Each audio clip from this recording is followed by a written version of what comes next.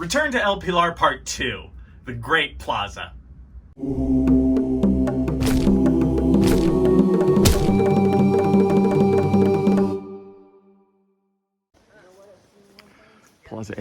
Plaza C. There's EP3, and then we can cruise all the way across. That's EP7, sort of looming in the background. And then all along Plaza C, out EP8 and 9, on either side there as you would go out and north towards the rest of the site. And then to my left, EP10. It's a cool kind of major... It's a cool kind of major area here. This is the big plaza at El Pilar. It's great to be back. It's interesting to be back. It's much easier to see things than when I was last here. So this has been, what, 25 years since I worked here? Something like this? Yeah, 26, I think. And it's really a great site. Just getting here today was a memorable experience, going up the El Pilar Road again. I hadn't done that in a very long time, and again, overall, it was smoother. It was easier. It was less kind of jungly in a sometimes in a negative sense, but also a positive sense. The roads were better. The jungle is actually better than I thought it was going to be on the road up to El Pilar. Like the trees, there's still large areas where the trees are nice and high, and the site of El Pilar itself is still really kind of overgrown in a very positive sense. You have large trees here, and that really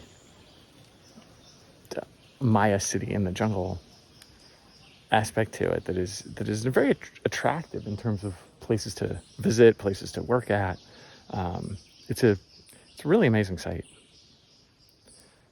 It's a trip to be back. It's weird what you recognize. I notice just little pieces of the site, that I haven't seen in over 25 years. Little corners, little rooms, little pathways that you recognize. Even on the road up, there was this large puddle that I remembered. So it's really cool to be back.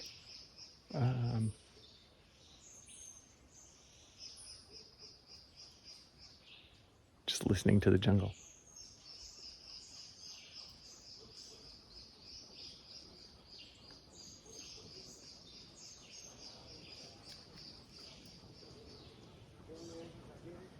All right. So I know that as you guys watch that, there might be aspects that you didn't really understand.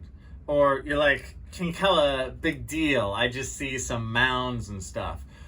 Realize that those mounds I showed you, they're stone underneath. Those are huge stone Maya pyramids underneath those trees and grass and stuff, right? It's all under there. So El Pilar really has that feeling of the site that is still asleep under the forest floor, right? And I know in the video when you looked over to the right, you got to kind of look close, but EP7 is the largest pyramid at the site, and then EP10 is another quite big one to the right. I believe I talked about EP8 and 9. They're very difficult to see, and they're kind of straightforward, far along Plaza C, which I'm standing on. The reason why we call them EP, that just stands for El Pilar, and we just numbered the structures as you go around the site. EP7 is the 7th pyramid, EP8 is the 8th, and so on, just to give it a number.